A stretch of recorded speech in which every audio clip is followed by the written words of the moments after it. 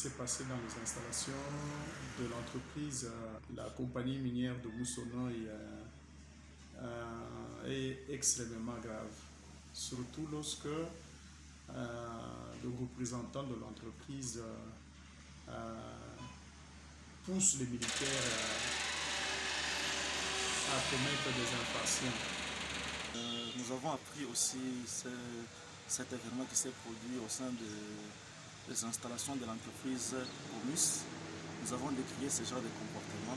Certes, dès le départ, il y avait faute de la part des Crézets qui étaient entrés clandestinement dans la concession d'autrui, parce que nous devons souligner que Comus est en train d'œuvrer ici à Colosie. Comus paye des taxes. Il y a lieu de protéger les installations de Comus parce que c'est un investisseur qui est déjà venu chez nous. Mais nous décrions le comportement qu'a affiché nos phares d'essai. C'est vrai, ces gens-là, ils avaient déjà violé la concession d'autrui, mais il fallait les arrêter et les amener auprès de qui de droit. Mais eux, à leur niveau, ils les ont tabassés, ils les ont torturés. Donc, ce qui fait assez que ces gens-là ont violé les droits humains.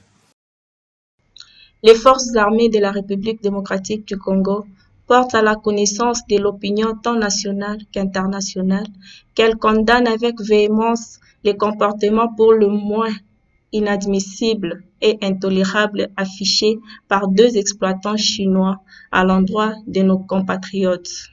Réagissant à ces traitements dégradants et humiliants infligés à nos compatriotes, le commandant de la 22e région militaire a procédé à l'arrestation puis au transfert de ces deux militaires et de leurs complices chinois à la justice militaire, acheminés d'abord à la DGM avant d'être présentés à l'auditorat militaire. Ces deux Chinois sont poursuivis pour incitation des militaires à commettre des actes contraires à leurs devoirs. Depuis 2000, il existe au niveau international ce qu'on appelle le principe volontaire sur la sécurité et le droit de l'homme. Les entreprises du secteur extractif ont justement souscrit à cette initiative qui est volontaire. Cette initiative oblige les entreprises extractives à promouvoir le droit de l'homme, à respecter le droit de l'homme. Et comme vous le savez, cette initiative de portée internationale demande à ce que tous les incidents qui peuvent être constatés sur le lieu de travail, surtout à l'endroit de responsables des entreprises minières, c'est de les déférer devant les instances compétentes, de ne pas se faire justice elles-mêmes. Au niveau international, beaucoup d'entreprises, surtout les grandes entreprises, font partie de ce qu'on appelle le groupe thématique sur la sécurité et le droit de l'homme. Alors, il est fort de constater que des entreprises chinoises qui opèrent en République démocratique du Congo ne se conforment pas aux lois de la République démocratique du Congo ainsi qu'aux instruments juridiques et même à certaines initiatives internationales telles que la diligence raisonnable de l'OCDE. Lorsque nous étions tombés sur les dossiers, nous avons mené nos démarches, bien sûr, avec plusieurs autorités de la place, parce que chacun menait les démarches à son niveau. Nous avons eu à mener des démarches. Ce qu'on était en train de chercher dans les démarches, c'était juste pour que ces Congolais qui ont été torturés puissent retrouver leurs droits. À notre niveau, déjà, c'est une réussite parce que d'abord, les Congolais qui ont été torturés, ils ont retrouvé la liberté, on les a libérés et les policiers qui ont été auteurs de la torture, on les a déjà arrêtés et je vous informe déjà depuis hier, l'audience a déjà commencé. La justice de notre pays représente aussi certaines difficultés. Quand vous regardez les Chinois ou les entreprises chinoises ont bénéficié de certaines protections depuis plusieurs années. Alors, et même au jour d'aujourd'hui, les entreprises chinoises ne sont pas modèles en ce qui concerne le respect des droits de l'homme. Mais ce qui s'est passé au sein de l'entreprise Compagnie minière de Moussono et Global, ce n'est qu'une goutte d'eau dans l'océan. Parce que ce qui se passe sur le terrain, c'est que les Congolais sont violentés. Et les rapports que nous avons reçus la semaine passée en provenance justement de cette entreprise Comus, ce qui est arrivé, malheureusement, un incident malheureux au XXIe siècle, des Chinois qui intiment justement l'ordre à nos forces armées de fouetter un Congolais, c'est vraiment regrettable. Si vous suivez très bien les travaux qui se passent au niveau de l'Assemblée provinciale de l'O-Laba, le mois dernier, j'ai eu à évoquer une motion incidentielle concernant ce domaine. Nous avons parlé, nous avons exposé devant les députés, bien sûr, concernant les traitements inhumains, concernant les mauvaises conditions de travail et consorts. Nous avons été soutenus par les collègues députés et les bureaux.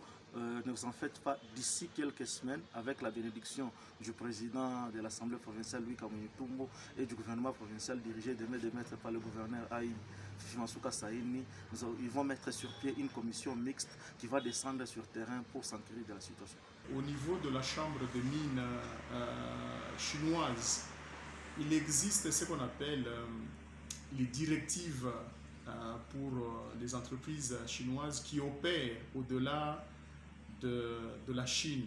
Donc des entreprises qui sont en Afrique, en Asie et ailleurs, qui exploitent les minéraux. Donc la chambre de commerce de la Chine a mis sur pied les directives qui sont sur le moteur de recherche que vous pouvez facilement trouver. Donc ces directives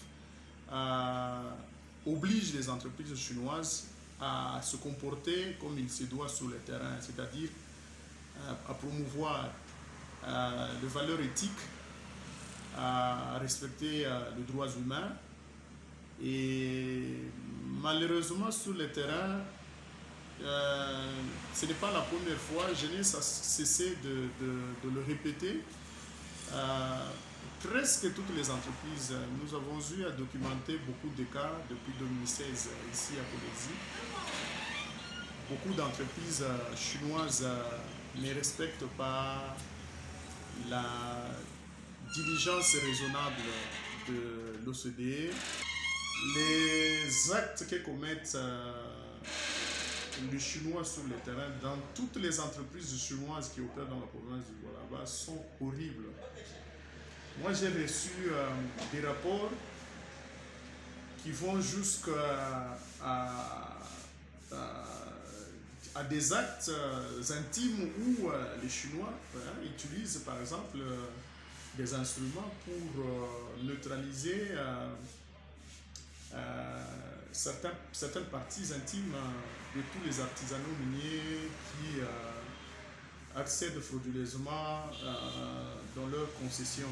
Mais c'est aussi l'occasion d'appeler à tous les compatriotes qui évoluent dans le secteur de l'artisanat minier que le fait d'accéder dans une concession industrielle sans autorisation constitue justement de fautes graves parce que les exploitants artisanaux miniers sont censés être encadrés par les coopératives et doivent justement travailler dans les zones d'exploitation artisanale. Vous savez que sur le plan des textes, les zones d'exploitation artisanale existent mais ne sont pas viables. Et ces zones d'exploitation artisanale ne sont pas nombreuses. Le cas le plus illustratif d'une zone d'exploitation artisanale se trouve malheureusement dans un milieu urbain. C'est le cas de Kassulo.